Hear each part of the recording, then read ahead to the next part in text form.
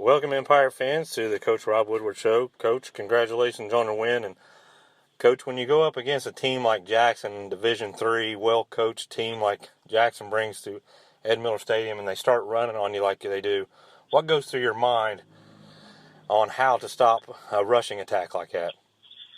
Well, first thing you try to pinpoint is what is the rhyme or reason that they have based on what kind of the knowledge that we have accumulated over the couple game films that we've traded, and try to look at is there something that they feel that they have an advantage to, and how can we make an adjustment for that. And a lot of teams try to use formations to pull a team out and utilize something, and then of course set you up in one way and come back the other. So we're just kind of trying to evaluate a lot of those things and see what's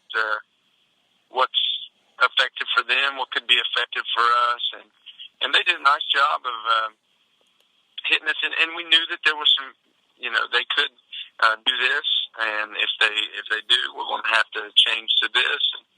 And the defense that we run, we're very pleased with our ability with really six guys to be able to stop the run. But against a good running team, sometimes you got to bring that seventh guy in the box there, and we had to do that at different times. And coaches did a great job of making some adjustments at the second half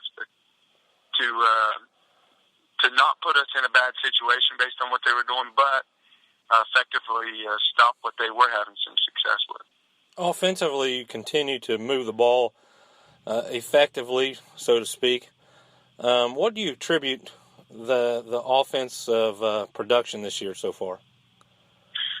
Well, we made a few adjustments on the offensive line this week, and I thought really offensive line played the best game that they have collectively together in terms of I felt our pass blocking has been very effective, but I think they raised it to another level. I thought that we did a good job of controlling the line of scrimmage. We really worked on our double teams where they need to be, and how we want to utilize those and still get up to a backer.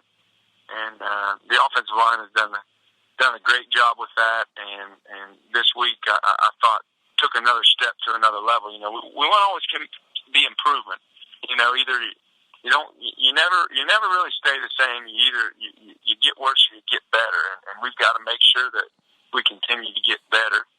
And our offensive production, I think, has really came out of the ability to, out of multiple formations, strike multiple players, whether it be our ex-receivers on either side of the ball, our tight end, our backs in the backfield, our quarterback. We've got a lot of weapons, and on any given play, we've got the ability for players to be able to take it to the house.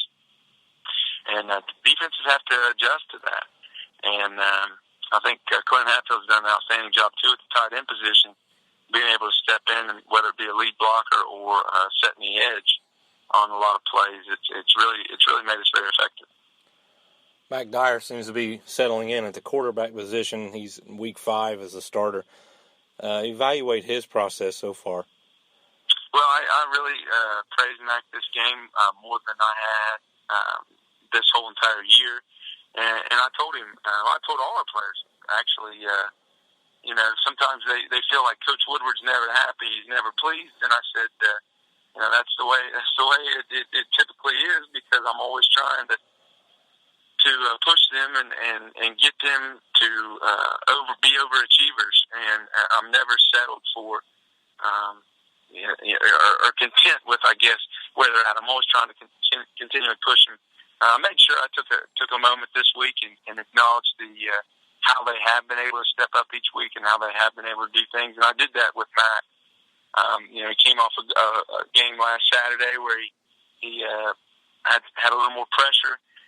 Threw some balls that were picked at different times. Some of those were some decisions. Some of those were some pressure that forced some different things. But I thought he really grew this week and improved, and I was very pleased with his play. We gave the player of the game to Tanner Bivens, and Tanner Bivens, we've talked about him before. But just talk a little bit about what you see out of Tanner Bivens in this game. Tanner's really on both sides of the ball doing a great job of blocking for other receivers, making the catches when the ball is in his area. He did I think miss one there the other night, and then defensively being able to come downhill from a free safety position and fill his alley. He's really done an outstanding job with that as well. So he special teams, he's a guy that doesn't come off the field very much, and he's really done an outstanding job in everything that we've tried to throw him in at. Coach, moving on to Oak Hill real quick here. Just give me a little thoughts about what Oak Hill does that might present problems for the Williamsburg Pirates this Friday. Well, Oak Hill, they return a lot of guys on the offensive line, which I remember from last year was a good group of offensive linemen that really focus on double teams and driving guys off the ball. So we've got to make sure that we're very disciplined in our keys and reads and our alignments, and make sure that we're downhill players on defense. Offensively, we've got to continue to maintain that run-pass balance and work at always taking it again to the next level and stepping up our game in everything that we do and try to get better week to week. Well, we appreciate your thoughts this week, and good luck against Oak Hill, and we'll talk back at you on Monday. All right, thank you. Go Birds.